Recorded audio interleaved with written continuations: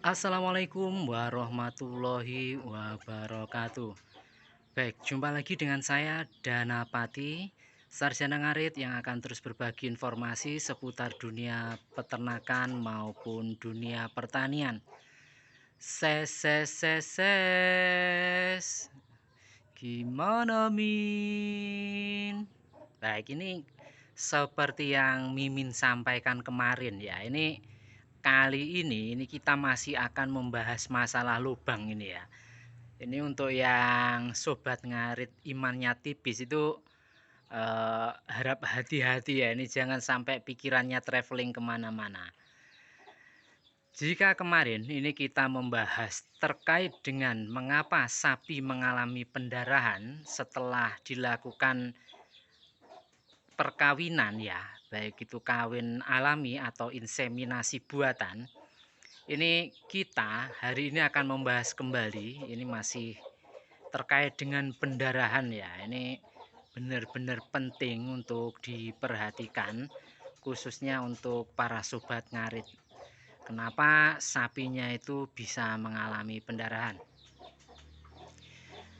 Baik, jika pendarahan dikarenakan telat pada saat inseminasi buatan atau perkawinan alami ini melalui vulva.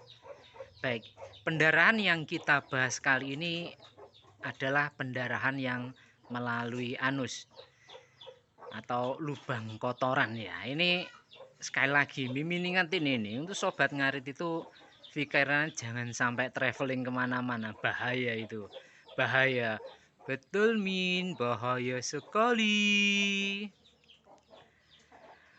Baik, untuk pendarahan sendiri ini yang keluarnya dari anus atau lubang kotoran pada sapi ini sedikitnya disebabkan oleh 4 faktor.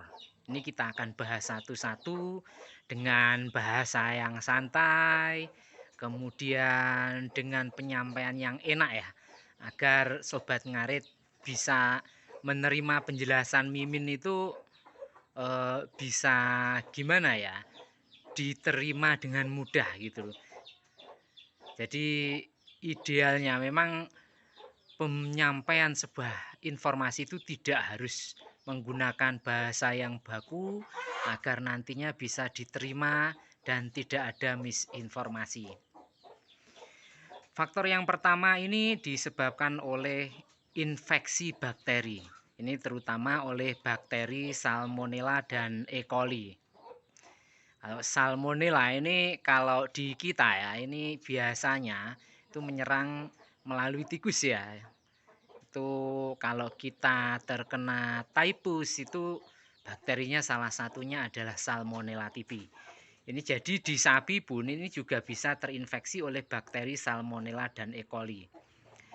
Bakteri ini kemudian menginfeksi pencernaan yang menyebabkan peradangan pada bagian usus.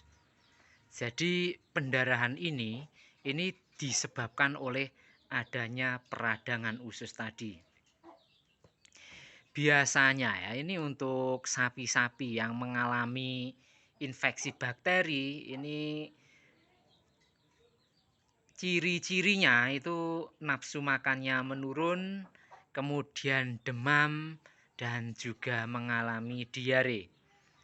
Untuk langkah antisipasinya nanti yang perlu dilakukan oleh sobat ngarit itu adalah dengan menjaga kebersihan kandang dan pemberian air minum yang bersih. Jadi itu kuncinya.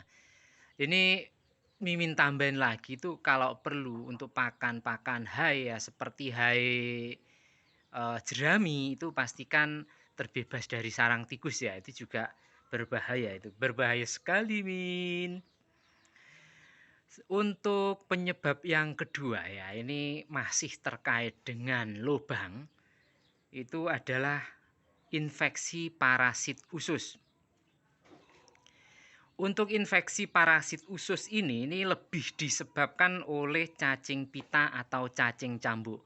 Oleh karena itu, kenapa Mimin berkali-kali mengingatkan ini ya, betapa pentingnya pemberian obat cacing pada sapi atau binatang ternak kita. Salah satunya ya ini untuk mencegah terjadinya infeksi parasit usus.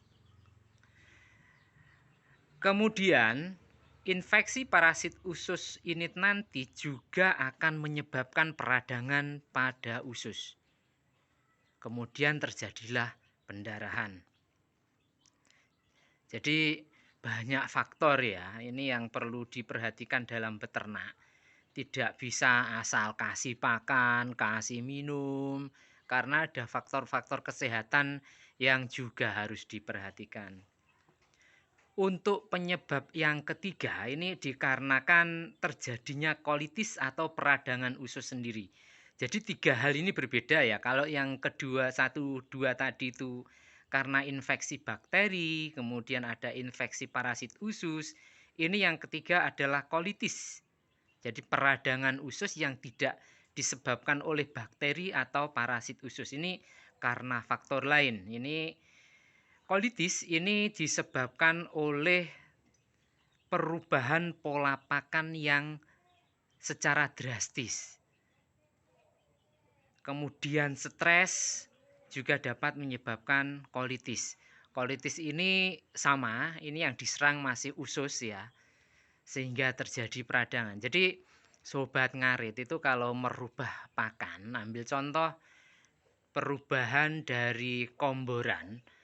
Ambil contoh yang saat ini pakai polar, kemudian besok dikasih pakan fermentasi, itu ya harus dikasih secara bertahap itu. Itu jangan sampai dikasihkan langsung ganti gitu saja, bahaya itu, nanti bisa terjadi yang namanya kolitis itu tadi. Terus gimana, Min? Untuk yang keempat, ini disebabkan oleh keracunan pakan.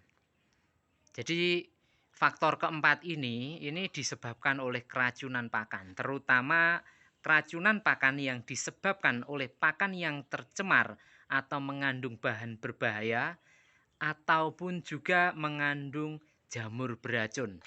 Terutama ini untuk sobat ngarit yang gemar menggunakan fermentasi ya. Ini Mimin ingatkan, jadi pada saat proses fermentasi itu tidak boleh terbentuk yang namanya jamur. Itu penting itu.